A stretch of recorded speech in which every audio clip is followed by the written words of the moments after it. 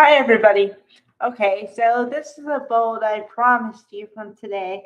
I'm sorry it took so long. It literally didn't drop until like 7:30 or maybe 7. I don't really know, but it was like late. So, okay.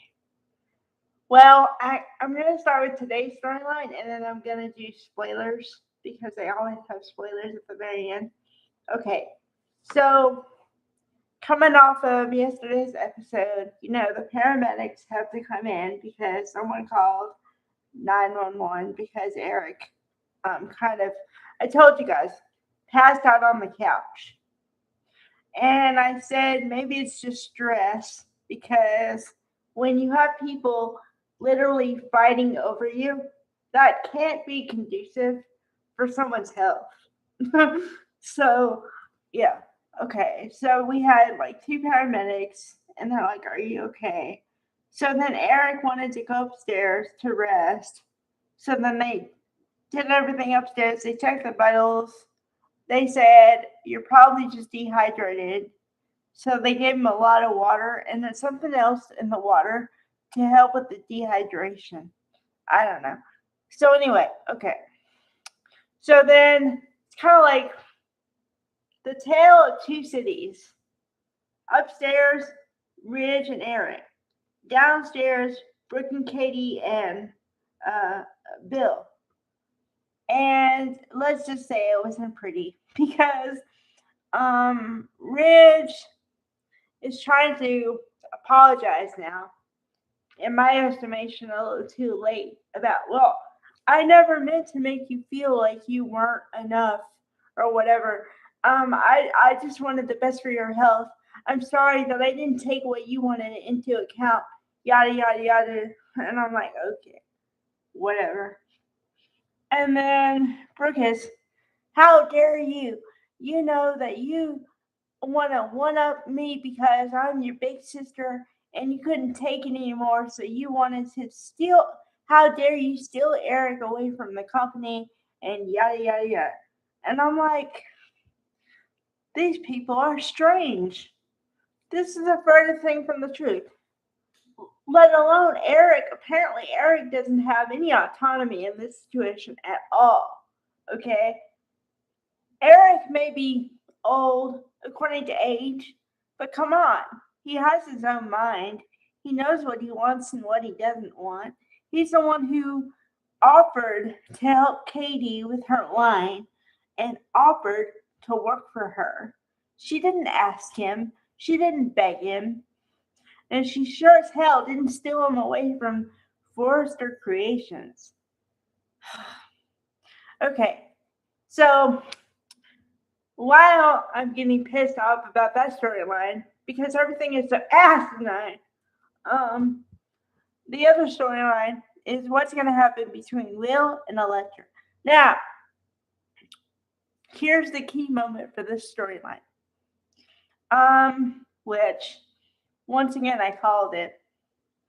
They're clearly Kim testing other people with these people. Okay, the person I'm talking about is they're Kim testing Linnea Grace and Brian Nicoletti. I think I said his name right. The new RJ, and then they're clearly testing Sydney Bullock and Crew Morrow together. But to Kim test them together, they have to have the couple apart, right? Because for the most part, which ironically, when you're young, they don't want you to cheat on each other. When you're married, old and married, I guess, it's totally fine. But who am I to say? Okay, so okay, so Ivy and Electra are a little too close for my comfort because I really think that there's got to be something more to this storyline. Because okay, on its face, you're supposed to believe that Electra is Ivy's niece, right? But their bond is not like aunt and niece, okay? It's like mother and daughter, and it's a little strange because On the one hand, I guess she wants to protect her family member. I mean, Ivy. But she's turning into like a peeper. She looks in on conversation. She kind of eavesdrops, like in the olden days when they used to eavesdrop through doors. Ivy is doing that. Why? I don't know. The girl is not a girl. She's got to be like 20. Okay, 2021. You kind of know what you want in your life, right? Okay. So why does your parent or whoever she is have to be an influence on you? I don't get it. Um. Okay. So while I'm pulling for Ivy or not Ivy, um, Electra and Will, she says, "Well, maybe I making them choose wasn't a good choice." And Ivy says, "No, yes, it was." And I'm like, "Whoa, okay." And then Electra proceeds to go, "Well, if you, it's going to be her or me." And I said it a million times. Women and men too. Everyone. If you're in a relationship, that's not marriage. And even if it is, that can somehow still exist in this too. Okay? Do not give your partner an ultimatum. Why do I say this? Twofold. Because nobody likes to be given an ultimatum. But secondly, and probably most importantly, you may not like the answer you receive. Or you may not like the choice that the partner makes. Okay? So don't put yourself in that situation. Just don't. It's not pretty. Okay. So I now want Brooke to fall off a cliff. Because wow. Okay, like seriously, you're gonna accuse Katie of all this stuff? Katie is the most innocent person in this whole thing. She didn't do shit.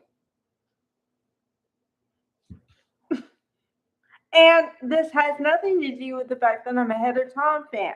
I'm saying I read the situation and it's all BS. Okay, so next week, spoilers.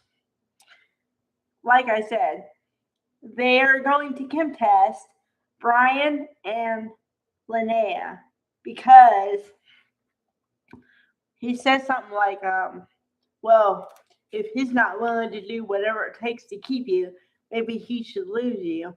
And plants a big one on her. And I'm like, whoa.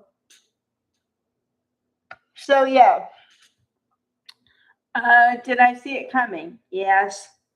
Do I like it? Yes. Because I think I've said this before about somebody else or another couple.